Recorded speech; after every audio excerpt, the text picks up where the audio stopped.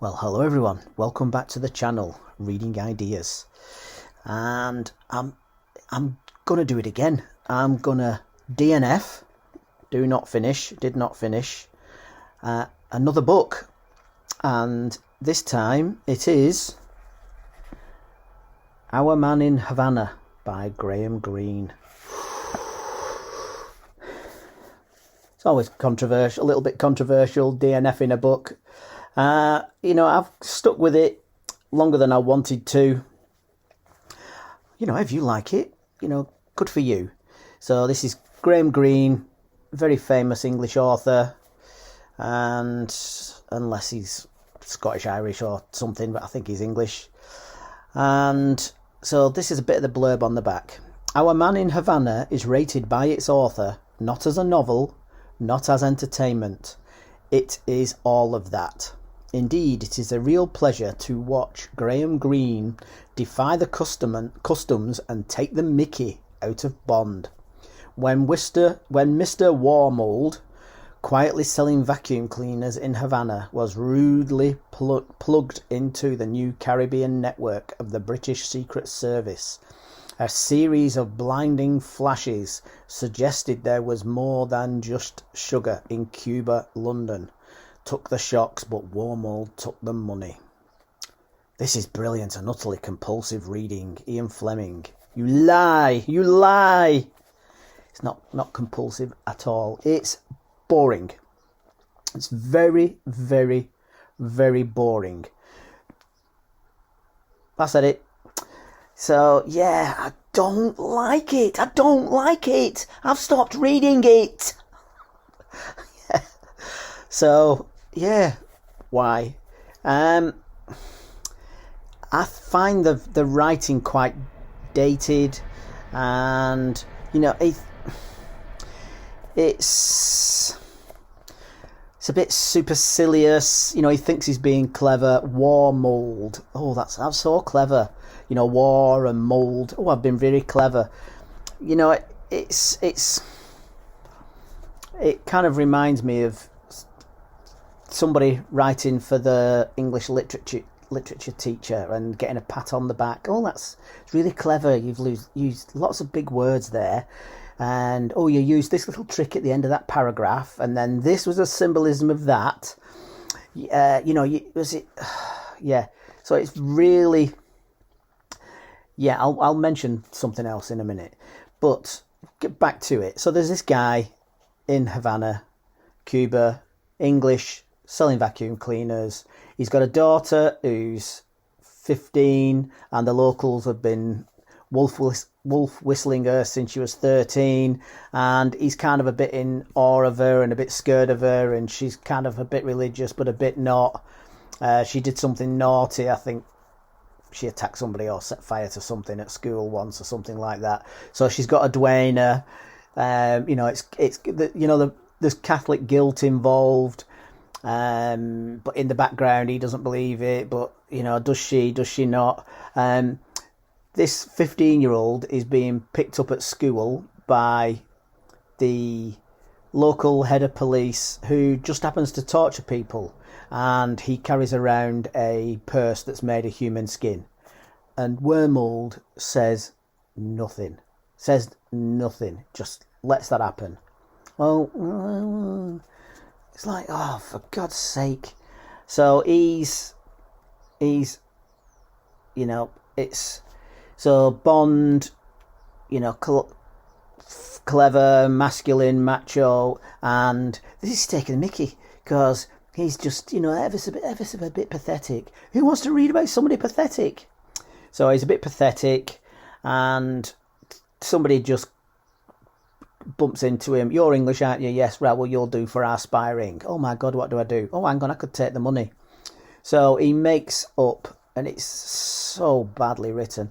He makes up, I'm 5492/1, you're 5492/5, and you're gonna. I want you to get some spies for me. So just you recruit people, and we're gonna do it. Well, just go and do it.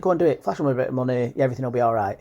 Okay, great. I'll do that then. Oh, I don't want to do that. So I know I'll make people up. So he meets a few people, and he like makes stuff up. So he sees a nurse steward, whatever, an engineer, and he uses their name and then pretends that they're a spy.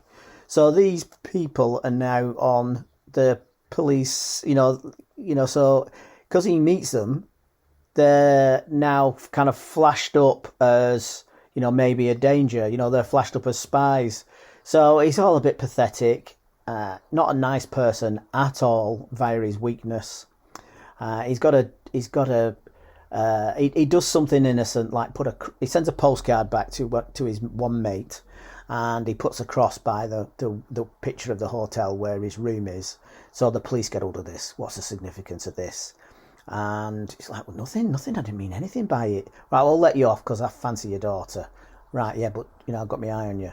It's so awful. And what else is there? So they then, he's then, oh my gosh, because they send somebody over to work with him because he's this just great spy. He sent back all these pictures that he's created that are supposedly from this engineer, and he's just copied vacuum cleaner plans. Yeah, like no one will notice, of course, because it's hilarious, because it's a rip-off of Bond. So they think he's the greatest spy ever. They send him a load of money, send him across an assistant, and this assistant saying, well, I'll need to take over dealing with the spies. And he's like, right, well, okay, well, you can't go and see them because he's a bit busy on Thursdays. I know he's out getting an ice cream. So it's just ridiculous and just not funny. And I'll come on to something. So I've said that twice now, haven't I? So it's just getting ridiculous. So I don't know how it ends, and I don't want to know how it ends. Is he going to end up dead? Is that fella going to take off his daughter? Is he going to go back to England? Is he going to be found out? Is he going to be hailed as a hero? Is it going to be a twist at the end where he does find all these Cuban spies and God knows what's going on? Or will it all fall apart and all these people that he's innocently pointed the finger at, are they all going to wind up dead and he's going to go off with the money? Who knows? Who cares? So, like I say, it's kind of that fake, clever kid in class, twisted. You're like, oh, you've done something clever there. Yeah, but I'm bored with your subject material. It's not... Okay, so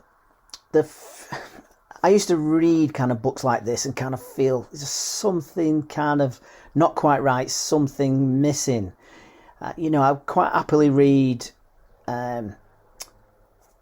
what's it called? Like a James Bond or, Sir Arthur Conan Doyle, some of the classics. Quite happy with that. But this is just like, and I came across Hemingway with his clipped, clear, precise writing about real stuff, real people's feelings. Don't just come up with clever guff and tricks and literary this, that and the other. Get in there, find out what's going on, find out people's real emotions. Yeah, you can make a story of it, but getting into the truth and the reality of stuff. And this is just all, the kind of the truth. You kind of get a little glimpse occasionally. Oh, does he in his real life have, worries about Catholicism or something? You kind of get a little bit of a taste. But it's just, I don't know whether it's kind of like, it's, that English end of empire. We're cleverer than everybody else, aren't we? Well, no, it was the people 100 years ago that kind of did everything, and you're just kind of like the spoilt third generation doing sod all and letting it all fall apart. Just a bit of politics. So, yeah, it's just kind of got a kind of a staid, deathly, that end of empire. Yeah, it's just, we're busy writing poetry while the world falls apart type stuff. And you just think, get a grip. The world's moving on and it's just not it, and it's just not you. So, yeah, there's my kind of frustration with it. So if you like Graham Greene, if his other stuff's better than this, and then fantastic. So has that tempted you to read it? Right, so what are you DNFing? It's a good thing. It really is. It is a good thing to DNF. We should do it more often. Happy reading, everybody.